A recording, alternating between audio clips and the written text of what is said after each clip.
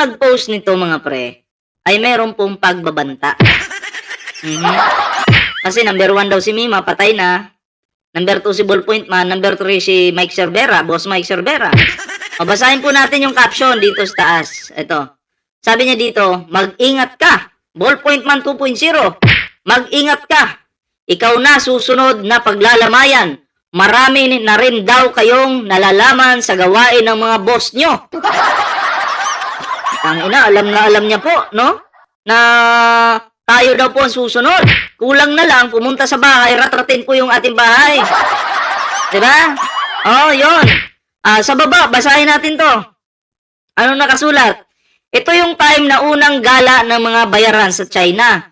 Goodbye sa isa dyan. Next na itong number 2, sabi ng mga boss nyo. Tangina, may kontak yata ito sa boss namin, Oh. Diba? Kay boss Sara. May kontak yata ito kay boss Sara. So, tayo daw po yung susunod mga pre. No? Alam nyo, tapang-tapangan lang po ito sa social media, itong ganitong klaseng mga pangit na pagmumuka.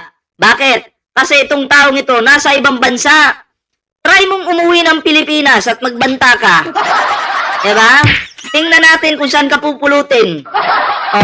Kasi yung pagbabanta, kung magbanta ka, ay dapat ginagawa mo yan. Hindi po yan ginagawang iyayabang mo na, tanginang, galing-galing magbanta. Ang tanong, kaya mo bang gawin? Nako, kulang na lang po, umuwi siya sa Pilipinas at ratratin po yung bahay ko. Bahay namin, di ba? So, ito po yung maliwanag itong ebidensya to, mukhang madideport yata ito. Yari ka. Kasi yung mga ganitong bagay po, ito, gusto ko talaga makita to sa personal tong tao na to. Pero bago yan, ito. Ito yung video niya, may video po siya sa akin ito. Pakita ko lang sa inyo pakita ko po yung video niya. Siya po ito, siya po. Ano po na? Sabi niya dito, wag kami boy. Asahan na panood na namin yan. Action movie. Okay, play natin to. So ayun na nga mga boss, mga idol, lumabas na sa bunganga ng mga loyalista, inabangaglista nga na DDS daw yung gumawa sa kay Mima Alicia, putik na yan. Katulad ng rider na sinaksak, ang nanaksak DDS. Diba? Ngayon, ang gumawa kay Mima Alicia na to, DDS. Diba? DDS. Kasi nung panahon ni Digong, gawain na nila to. Gawain na nila to. Okay? Ito, panoorin nyo nga ito, kwento ni Boy Asahan ng Muka. Nako, eto na mga pre, Etong na-reactionin nila itong video ko. Pakinggan natin. bumaril po kay Mima Alicia. Yung dalawa po ay nahuli na po. Itong dalawang bugok na to ay mga DDS. Grabe talaga. Ang sasama talaga nitong mga DDS na talagang may pinagmanahan po. At eto pa, abangan po natin sa mga susunod po na mga araw. Malalaman na po natin kung sino talaga ang mastermind or utak sa pagpapatay kay Mima Alicia. So abangan po natin mga pre. Share po natin ang video ito. Basta DDS talaga utak kriminal. Tingnan nyo nga yung mga mga DDS. So Ito na yung komento niya. Pakinggan natin. ayan, lumabas na sa bibig nila, wag kami Boy Asahan. Kasi 2026 na ngayon mag 2027 na. Kung 1980s pa yan, mga ganyan na pakulo nyo, baka lulusot pa. Pero wag kami, wag ang taong bayan. Wag ang taong bayan. Ba't di mo i-claim na wag ang Dutai? Wag ang DDS. Wag yung taong bayan kasi kami yun. Diba? Wag mo kami idamay kasi isa kami sa taong bayan. Dapat DDS. Ngayon sinasabi mo dyan. Tuloy. Kung nagkataon dyan lang ako sa Pilipinas, ako mismo babanat sa'yo. Aba! Antibay, kung nagkataon lang daw po na nandito siya sa Pilipinas, siya daw ang babanat. Naku, mag-ingat-ingat ka, may pamilya ka sa Pilipinas. Baka mamaya, may magwala dyan sa kanto, hanapin ka, hindi ka mahagilap, pamilya mo yung paglamayan. Huwag naman po sana, pero ingat ka, Baka, yung kayabangan mo tumama sa pamilya mo. Lahat ng pinagbabantaan ninyo, hindi nyo kilala. Okay? Ako hindi nyo kilala. Malay nyo, mabait akong tao. Hindi ko kayang pumatay ng tao, malay nyo. Diba? Malay nyo, nagko-content lang ako ng ganito. Wala lang. Diba? So, tigil-tigilan ninyo yung kayabangan ninyo. No? Ba't di ka umuwi ng Pilipinas? Diba? Umuwi ka ng Pilipinas, magkita tayo, magpatayan tayong dalawa. Diba? Ako, madali po akong kausap mga pre. Gusto mo, talian natin yung ano natin. Tiyan ng tali. Tigi-isa tayong kutsilyo. Ang ina, sisiguraduhin ko talaga, wasak ka. Diba? Kaya yung kayabangan ninyo dyan sa Facebook, ang galing nyo naman na magbabanta kayo sa Facebook. Kung nandyan lang ako, diba? O, pakinggan natin to. Polonyo, baka lulusot pa pero wag kami, wag ang taong bayan. Eh kung nagkataon dyan lang ako sa Pilipinas, ako mismo babanat sa'yo. Ako mismo babanat sa'yo. Uy, umuwi ka ng Pilipinas. Pwede naman tayo magkita eh, di ba? Pero, sa mga sinasabi mo na yan, ngek-ngek mo na lang. Diba? Kasi, yung mga pinagsasabi mo dyan, punong-puno yan ng kayabangan. Kasi ang totoo pong matapang mga pre, ang totoo pong talagang may katapangan, hindi na po yan magkukontent para magyabang na kung ako lang nandyan sa Pilipinas, ako na yayari sa'yo. Diba? Antiba. Sa mukha mong yan, tangina, pipitikin lang kita. Sa mukha mong yan, maawa ka sa sarili mo. Diba? Ngayon, nagbanta-banta ka. Panindigan mo yan. Mas maganda talaga magkita tayo. Diba? Kasi ako, tangina, ingungud-gud ko yung pagmumukha mo sa puwet ni Digong. Diba? Sa puwet ni Digong. Paprint ako ng puwet ni Digong. Doon ko ingud-gud yung mukha mo. Sa tatay mong karton. Diba? Yan kayo. Puro kayo banta. Pakyo ninyo. Ay, nako. Tandaan nyo ha. Hindi lang kayo yung may kakayahang gumawa ng ganyan. Hindi lang kayo. Ha? Kasi kami, pag inunahan kami, tangina, handa kaming pumatay. Diba? Madali lang po pumatay ng tao, sa totoo lang. Pero ayaw po nating mauna. Diba? Ayaw po natin ng ganun. Pero, kung usaping ganyan, at kayo yung mauuna, subukan nyo. Subukan nyo. Di ba? Uwi-uwi ng Pilipinas, umuwi ka. Matapang ka lang magsabi ng ganyan kasi nasa ibang bansa ka. Di ba? Bakla ka. Ay, nako. Babanatan kita nang mabawasan man lang uli yung mga taong kayo lang naman Pakinggan nyo ha. Malinaw po ito ha. Pagbabanta ito. Eh kung nagkataon dyan lang ako sa Pilipinas, ako mismo babanat sa'yo. Babanatan kita nang mabawasan man lang uli yung mga taong kayo lang naman di ba? Para mabawasan daw yung mga tao. Ang tanong, kapag ginawa mo yan, sino kayong mababawas? Ako o ikaw? Di ba? Ako o ikaw? Baka baglaho ka sa mundong ibabaw. Di ba? Try mo. Madali lang naman eh. Magkita tayo, pumunta ka sa akin. Subukan mo kung sinong mababawas, sinong mabubura. Di ba? Sino kayang mabubura? Kulang na lang sabihin niya, kung nandyan lang ako sa Pilipinas, ballpoint man, magra-riding in tandem ako, rat-rating ko yung bahay nyo.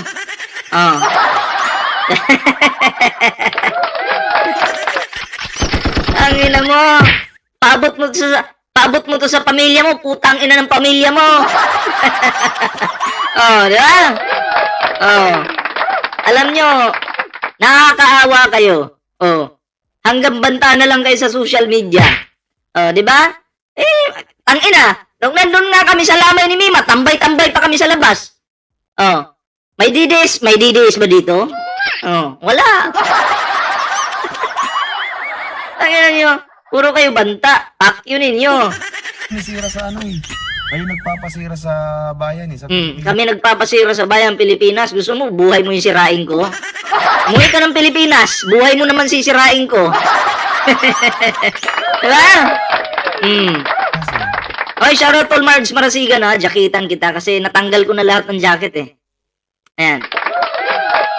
Kasi kung wala kayong mga bayaran na ano, Tangina bayaran. Oh. Pag nag-content pala at kumampi sa Pangulo, bayaran. Pero hindi po nila kayang patunayan na tayo ay bayad. Gusto ko kasi resibo. Oh, resibo yung kailangan. 'Di ba? Alam niyo kasi dito sa YouTube, malaki yung kitaan dito. Lalo na pag ang mga content po namin ay viral. Oh. 'Di ba? Sumasahod po kami dito ng gold bars. Oh, galing pa po Amerika yung gold. Oh, minsan ang gold po na natatanggap ko galing Amerika, 10 kilo monthly. Oh, hindi po kami sumasahod ng dollar dito, gold na po yung sinasahod namin. Yeah. Ma'am Dali Babes, shout out. Jaketan po natin si Ma'am Dali Babes. Oh, yeah. At least natanggal na natin yung mga DDS na okay na. Gold bars na po yung ano namin dito, sinasahod. Hindi na peso, hindi na po dollars, gold bars. 'Di ba? Kaya bayaran talaga kami ni YouTube. tumitira sa kabilang panig, hindi naman magkakagulo ng ganito. Hindi. Basta magnanakaw, titirahin namin. Basta kawatan yung amo nyo, titirahin namin yan. Walang intro-intro, walang banat agad! Ganon! Ang ina nyo. Ngayon mananakot kayo sa amin. Kung yung mga kasamahan namin, na mga kababaihan natatakot, ibahin nyo kami. Pukin ang ina nyo. Shoutout po Ma'am Sisa Marcos Diba? Ay, naintindihan natin yung mga kasama natin babae kasi mga babae yan eh. Pero kami, wag nyo kaming takot-takutin ng ganyan. Pukin ang ina mo ka. Bobo. Sama-sama yung mga tao, pabagsakin si bangag na Pangulo, di Sama-sama daw tayo pabagsakin si PBBM.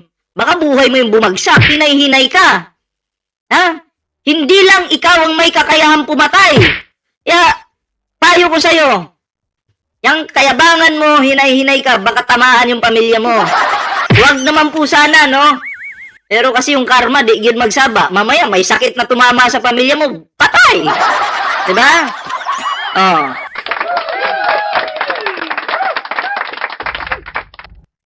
Chris Cataluna, shoutout po Di makakahanap tayo ng presidenting maganda. Kita nyo nga dyan sa ginawa nyong rally yung last na burol ni Mima. Ay na. Rally? Ang galing Lamay, tapos naging rally. Galing gumawa ng kwento ng hinayupak. Tangina kung tumatagos lang tong kamao ko dito, babanatan na agad kita eh. Hindi na kayo naawa. Kayo mismo nagsasabi. Hindi na kayo naawa. Samantalang ikaw, sinasabi mo dito, sa post na to, kita mo to? Asan na ba yun? Kita mo to, sinasabi mo na to sa post na to, napatay ng si Mima, pinagtawanan mo pa. Diba? Tapos ngayon dyan sa video mo, sasabihin mo, hindi na kayo naawa kay Mima, bobo ka, papatayin kita pag umuwi ka ng Pilipinas, ako mismo papatay sa'yo, pukin ang ina mo ka. Diba? Ito ina-announce ko dito, papatayin kita. Bobo ka. Balik tayo dito sa video mga pre. Ako, wag niyong sagarin yung kademonyohan ko, baka maging 3 yung sungay ko. Dito tayo. Saan ba yun? Na kami mga DDS, kayo mga makaduterte. Anong mga Duterte? Kayong mga DDS, mga Duterte, mga papangit nyo. Diba? Ang pangit ang mukha mo, mukha kang suso. Diba? Kayong mga DDS, mga manyakol kayo, mga animal kayo. Pukin ang ina nyo. Diba? Ay, salamat po sa pakulay, Ma'am Sisa Marcos, manalamin ka muna. Tangina. Bobo ka kayong mga DDS. Pag sinabing DDS, automatic bobo yan. Walang matatalino sa inyo, mga pukin ng ina kayo. Wala kami respeto sa pagkamatay. Wala kaming respeto. Kami mga Duterte, wala kaming respeto. Ulitin natin. Duterte, wala kami respeto sa Wala kaming respeto. Ay, mga Duterte, wala kaming respeto, eh. Alam niyo naman, kayo may respeto ba?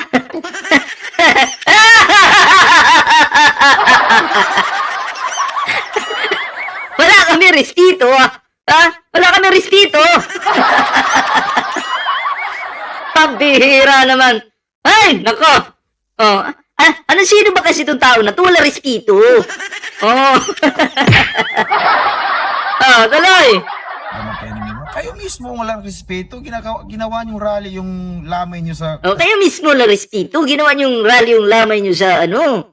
So, saan ba? Saan rally? kasama niyo. Kasama niyo pa yung mga senator na ay na Mag-mention ka, bakit? Oh, inggit ka.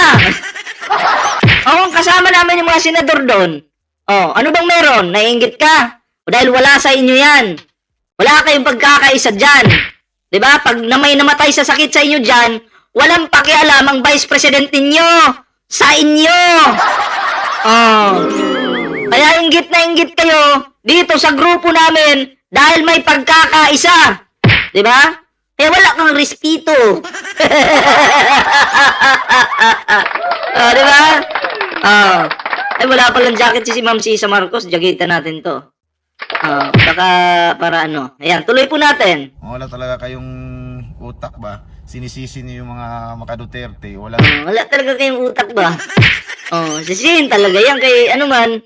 125 million. Wala ba? Gastos na sa ano, sa wala pa 24 hours na gastos na kaya wala kayong respeto.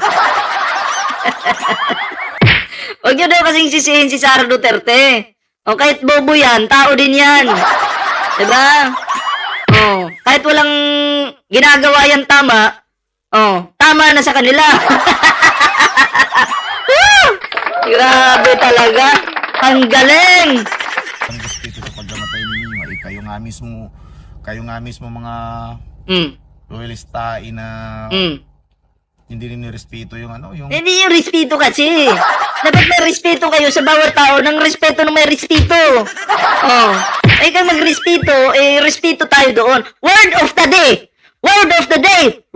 Respeto. Word of the day. Respeto. Hashtag respeto. R-I-S-P-I-I-I-I-T-O-O-O. Respeto. I-hashtag nyo na yan. Tuloy natin. burol ng kasama nyo. Ginawa niyong rally. Nakailang ka na? Sirang plaka yata itong animal na to. Ayun na lang. Moy, sayawan mo nga muna, Moy. Matagal ka rin nakasayo. Moy, sayawan mo! Nako, si Digong sumayaw. Ang tanggalin natin to. Sumayaw na si Digong eh. Word of the day, respeto. Respirado. Lenny, shoutout po sa lahat po ng mga silent viewers natin dyan. Magandang hapon po sa inyo lahat. Alright. Word of the day, respeto. Ayan po yung taong yon, gigil na gigil sa akin, gustong pumunta dito sa bahay, rarat-ratin yung pamamahay namin. Gawin mo na yung mga bala, gaganunin ko lang May tricks to eh. Ina, pag nahawakan ko yung bala, pampas ko sa pagmumukha mo yan. Ganon, pukin ang inan nyo. Mga nagbabanta dyan, fuck you kayo lahat, mga bobo. Diba? Mayos-ayos kayo. Silent Gamer, shoutout po sa'yo So ngayon mga pre, no? Tangina, respeto kasi yung natalakay natin ngayon, no? Respeto. Asan yung isang video na gusto kong reaksyonan? Wait lang. May isang video dun na nawala. Hindi ko na-prepare. Ito. Alright.